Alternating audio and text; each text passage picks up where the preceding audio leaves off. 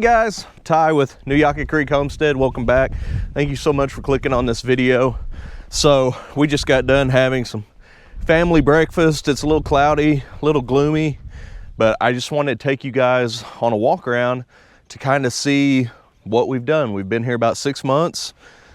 Our place here is a 40-acre cabin, or 40 acres with a cabin and some outbuildings. We have another place y'all haven't ever seen, and we may go there today. So I just wanted to walk around, look at stuff, show you our future projects, and show you where we're at with our place right now after we've had it about 6 months. Let's go do it.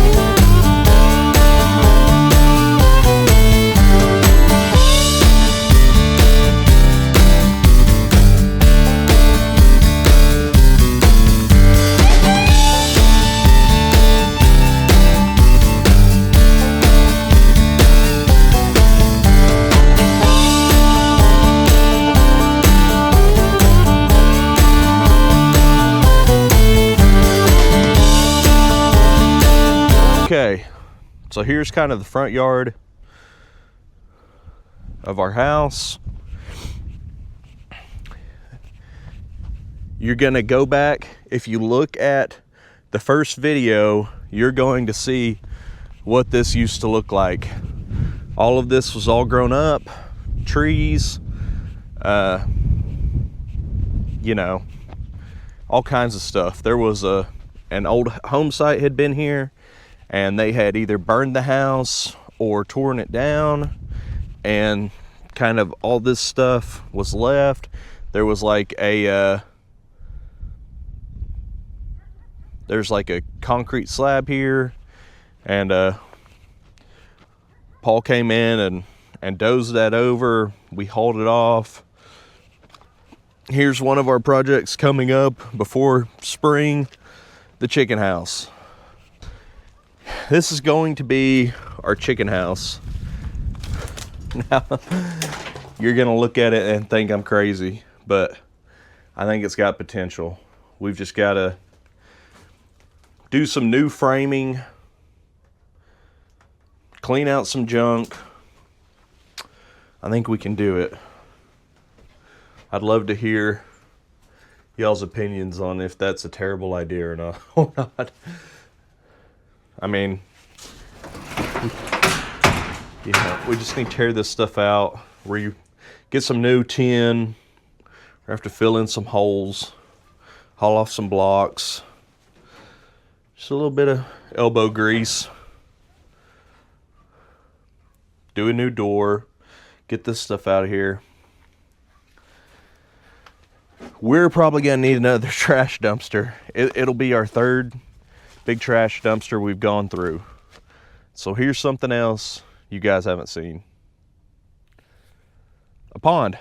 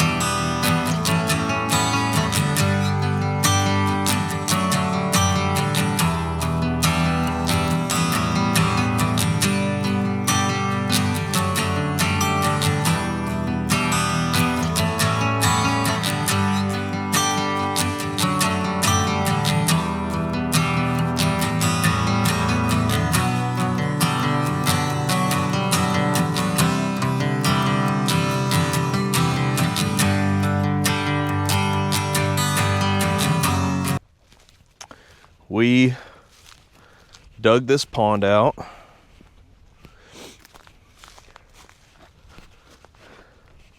I'll try to go back and it should all be in the first video.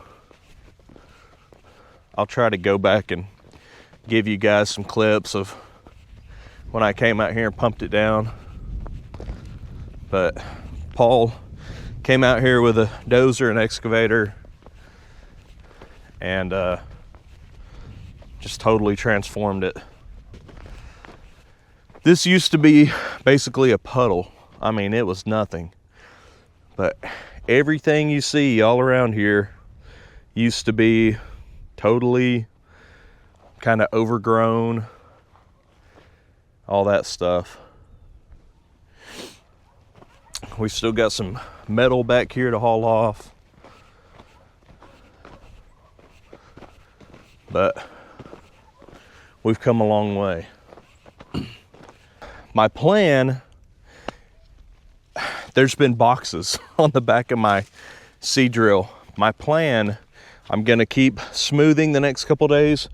We're supposed to get a nice few days of rain, and I'm going to come out here and I'm going to seed all of this in like a overwintering mix. Some green cover seed is what they call it.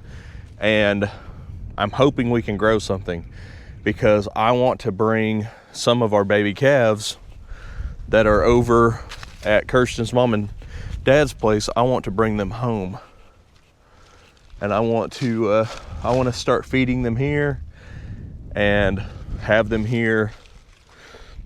Maybe not necessarily living with our pigs, but I think it'd be cool to come out and feed them and feed the pigs. And they need to be weaned anyway. And my goal is to keep them and have 4 big calves to sell at least in the fall. And that way, you know, anybody that wants to buy a calf to butcher, they're going to be ready to go. So this was all full of stuff. I came in here with the excavator, and I tried to take out most of the big stuff. Now, obviously, I didn't get all of it, but I only had the excavator for so long, so I couldn't just sit down here with all the time that I wanted and work on stuff. I kind of had to make a priority of what's really important and what can wait, basically, or what I can get next time. Or so this had, I'll put a picture of Buck and Quaid in here, but this had totally fallen and it fell on the fence and it blocked all of this. You couldn't get through here. So I came down with that excavator, grabbed it, made up a little brush pile. Now we can work on this fence and get it in better shape. Like I said, all of this stuff is with the mindset of bringing some calves home and letting some calves graze on our property. So that's kind of my goal, really, is get some calves here and use it for more than what we're using it for now, which is nothing. I mean, obviously the wild animals, pigs and stuff, but I really just need to wean those calves. So this is the best place to do it, I think. In that first video, I came down, we mowed all this. There's our brush pile from cleaning out around that tree.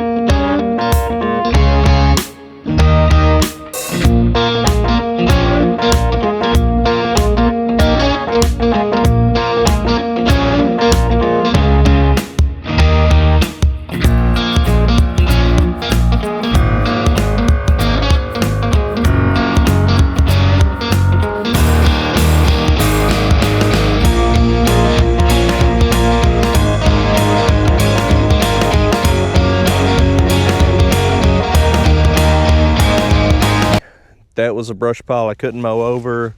I cleaned out around some of that tree. We've still got these trees left.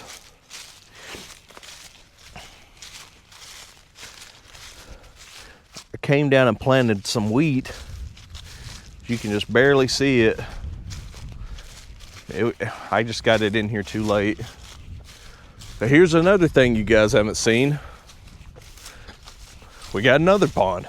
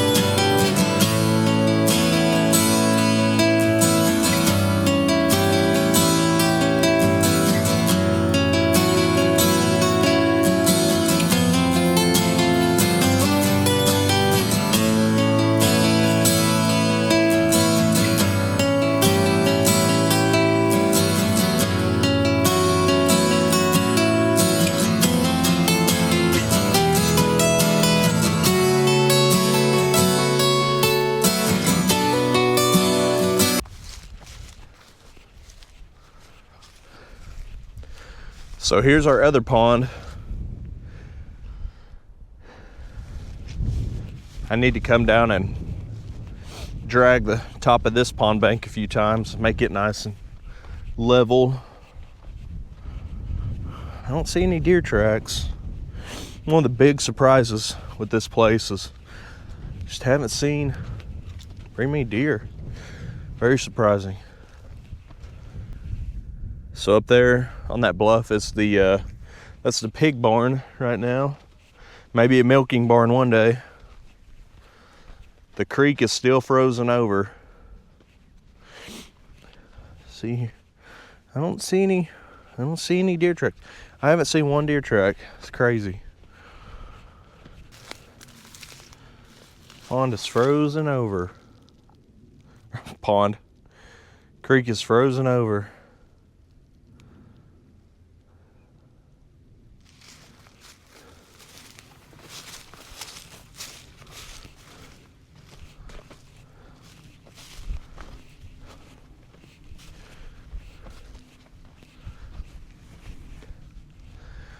So guys, this spring, the plan is come in, we're gonna plant something. I'd love to hear comments, suggestions. What do you guys think we should plant here? We've got 2 nice fields. Should it be hay grazer? Should it be something else? I mean, y'all tell me, what do you think? I just wanna get this place where it's maximizing its potential. I think it's got really good dirt. So, we're gonna see what can happen. Kirsten and I were just talking and we were like, man, you know what would be cool? Bury a shipping container in this hillside. Maybe one day, if this channel takes off, we'll bury a shipping container in that hill. I think that'd be super cool.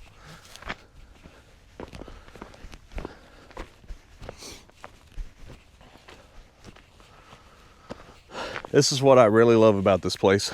Elevation change. I'd guess 20 foot elevation change from our house to the bottom.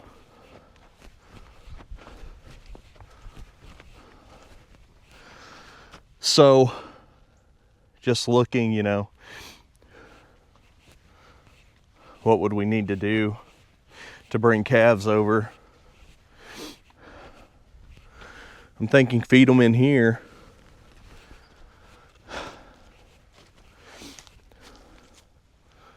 Just have to check all of our fence. Run a cattle panel from there to, I guess, here. Obviously it's going to take several. You can see his old alley. So that, you know, they used to run the cows through that to load them and do all that stuff. I don't think it'd be too big of a deal.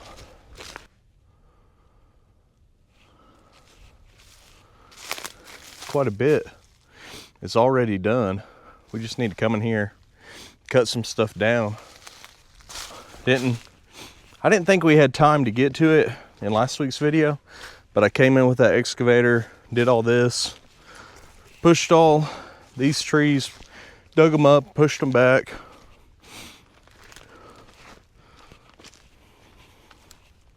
I'd love to hear opinions. Do you want a longer form video? Do you like a 20 or 30-minute video? I just didn't want people to get bored with running equipment, you know, for hours on end, because I'm not the fastest excavator. Calves would have to turn into billy goats, mountain goats, to get up some of this, but I'm sure they'd try to do it if they wanted to. There are the pigs. They love sleeping next to that hay bale. You can see here's the rest of the dragging stuff.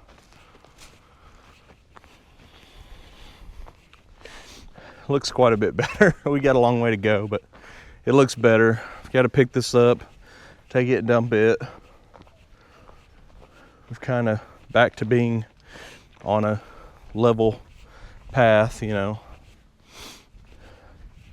You pick that up and put it in the metal stuff, metal dumpster. And then level all that out. I may take a skid steer to get in there with a bucket and just start leveling. Luckily, we have a bunch of dirt at our other place. So a dump trailer and a skid steer would probably do us a lot of good.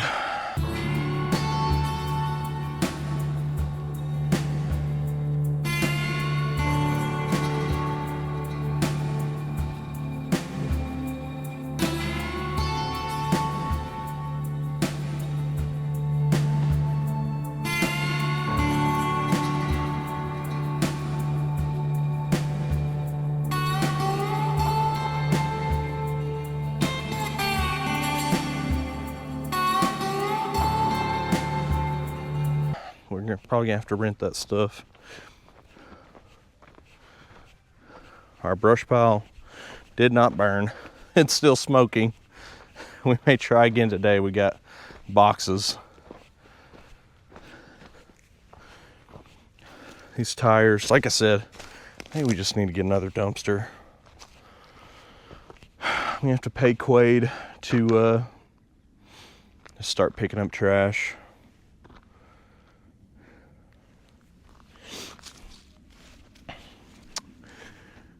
This is way different. There used to be trees all in here. You couldn't see,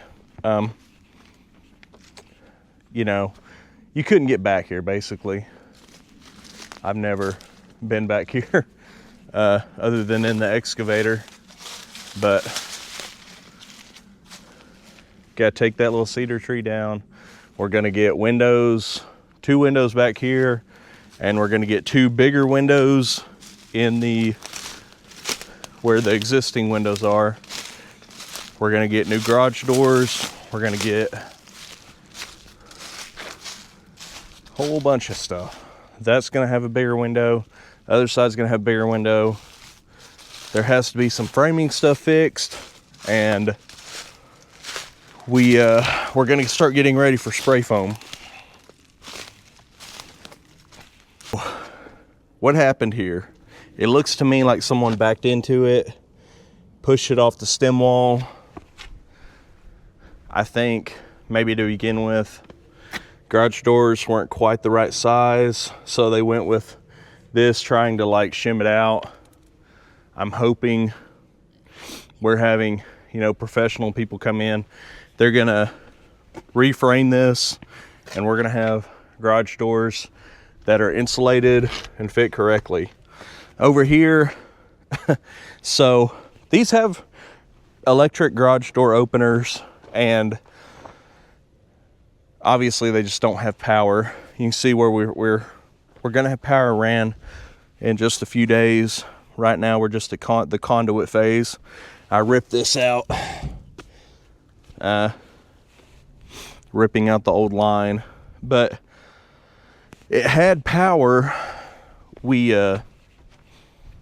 I'm sorry, it didn't have power. It had a line ran, but they used to run power overhead to a pole that was there, and then that ran power right there to the old shop, and then they buried it from the shop and ran it underground to this shop. I'm sorry, from the pole barn. So when that lost power at the pole barn, we lost power to the shop. So you had to use an extension cord to open these garage doors and all this stuff. So right now it's just storage.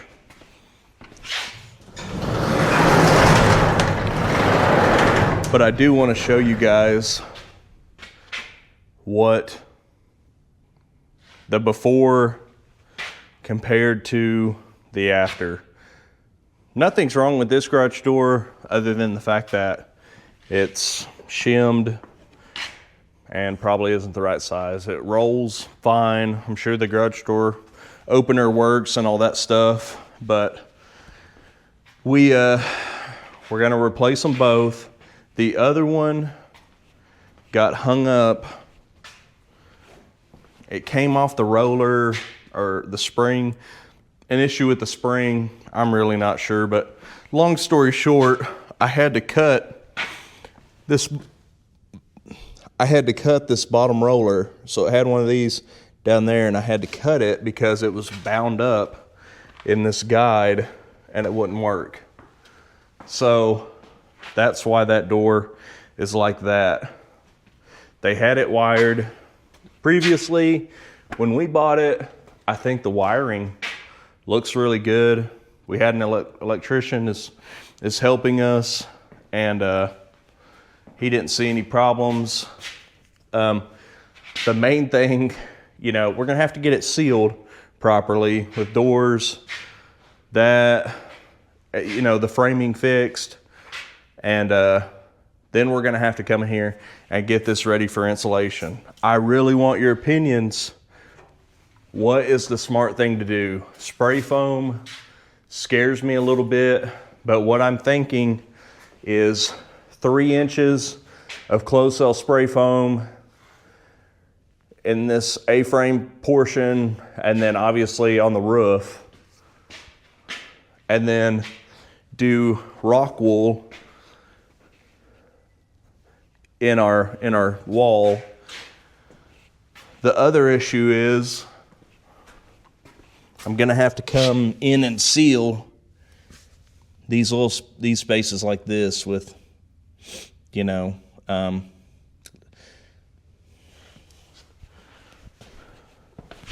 basically whatever you guys recommend or whatever I can find online of what people think is best. But